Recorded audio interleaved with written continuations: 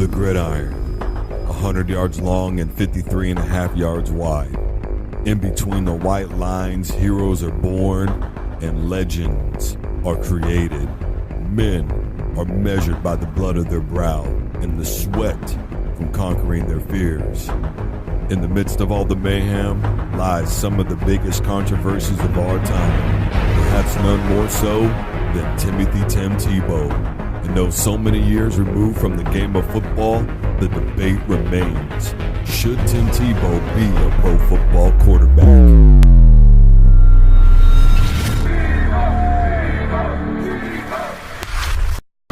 I have no interest whatsoever in Tim Tebow.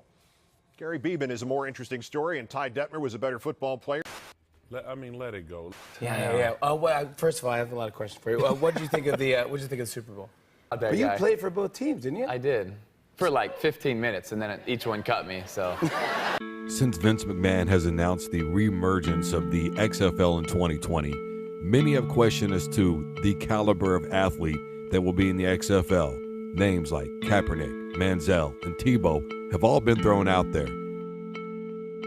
But Vince McMahon, by his own words, gave Tim Tebow an invite by saying, quote, "If Tebow wants to come and play in the XFL, then he certainly could," end quote. But in 2016, by his own words, Tim Tebow said that he was done with the game of football. However, reports are beginning to surface that Orlando is getting a team in the new XFL. And of course, many are beginning to believe that Tim Tebow would be the first draft pick. Will Tebow be in the XFL? Is Tebow still fit and ready to play in the game of football? Those are questions that have yet to be answered. This is nothing more than a close look at the controversial career of one Tim Tebow. Tim Tebow's entire collegiate career can be summed up in one speech. Say one thing to the fans and everybody in Gator Nation.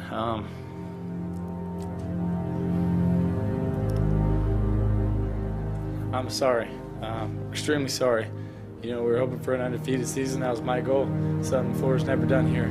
But I promise you one thing. A lot of good will come out of this. You have never seen any player in the entire country play as hard as I will play the rest of the season, and you never see someone push the rest of the team as hard as I will push everybody the rest of the season. And you never see a team play harder than we will the rest of this season. God bless. And while Tebow seemed to be loved by all while he was in college, it became a very different story once they knew he was going to the NFL. I do love watching Tebow play. I gotta say, he combines the fiery leadership of Ray Lewis with the throwing ability of Ray Lewis. And why won't we, just being critical because everybody's put their arms around you and hugged you for the last 4 years? Despite all of his collegiate accolades, most thought that Tim Tebow would not even get drafted. However,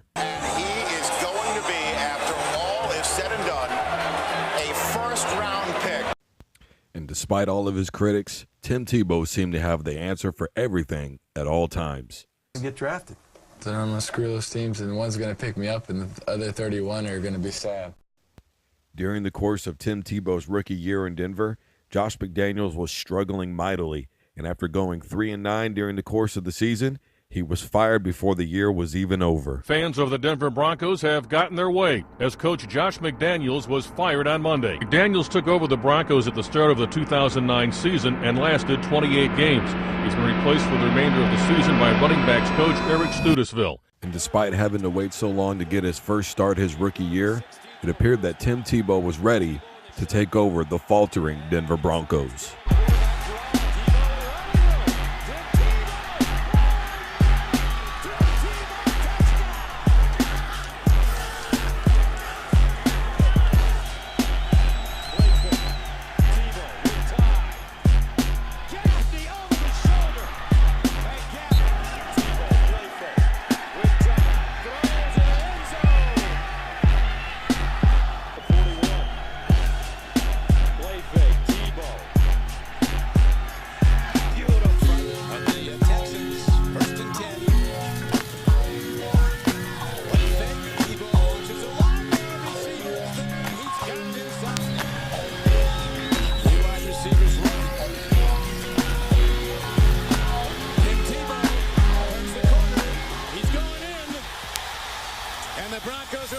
point away from taking the lead. Former quarterback John Elway would be hired on as the football of operations. John Fox would be his first coaching hire. By the time the season started, the quarterback tree for the Denver Broncos looked exactly like this: Kyle Orton, Brady Quinn, and Tim Tebow. Despite the poor play of Kyle Orton and a 1-3 start for the Denver Broncos, head coach John Fox was adamant that Tim Tebow was not going to be the starter in Denver, regardless of what the fans wanted. Fox, head coach, says, not going to happen. Kyle Orton is our quarterback. A quote from him, there are no what-ifs. Kyle is our starting quarterback. Eventually, the inevitable happened, and Tim Tebow was named the starter in Denver. However, it didn't come without madness ensuing, as Tebow would become the focal point of heated debates, rivalries, and arguments that seemingly got out of control. You covering sports all these years don't matter. I just watched with my eyes. I've been covering a lot longer than you've been playing it. I can tell you that. And I give you credit for that. Okay. Yeah, but you can't. But you're saying don't give him so much. So in other words, hold on. So if we don't believe, all right, he played the game. I certainly have never played football. You laughed the last time. What happened? Wait a minute. You ate it again and again and again. Let me ask you a question. How many times were you wrong, Chris Carter? How many times? 7 times. I know I went to 8 Pro Bowls and played 16 years. Yeah, and how many rings do you have? I ain't got none. You got the same amount as you. You got a guy like Tim Tebow who, when you look at it on the whole, Skip, he won the job because of a popularity contest. But all day long, we talk about a mediocre quarterback whose passing rating is like 46%. Kyle Orton in his last 18 starts in Denver was 4-14. Everything his critics have said the guy can't do, he's gone out and done. And I've never seen one young player whose career legacy is written at the end of each week. Games. I said he can't throw. That's what I said. And all I said and was that is factual. All I said was all he does is win games.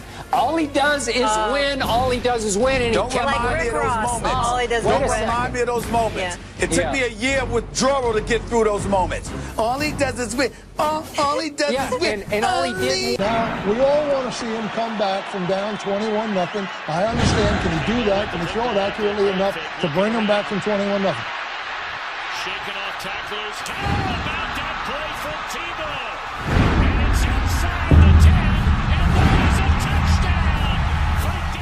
touchdown. 5 out of 7 starts for Tim Tebow. 1 on the road with 0 interceptions. Yeah. Thank you very much. I think you signed up to win games. Despite the controversy, Tim Tebow and the Denver Broncos trucked along, going from 1-4 to 8-8 and making the playoffs, going to face the Pittsburgh Steelers in a game that not even Skip Bayless thought that Denver would win.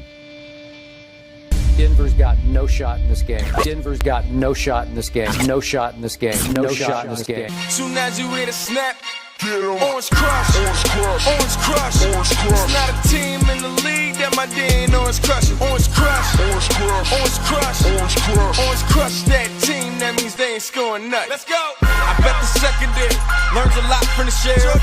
From practicing with him, sidebar rockin' Chris Hayes. There's something about a player that gets looked over. The kind of player that's gonna play with a chip on his shoulder. Playing with nothing to lose, but staying with something to prove.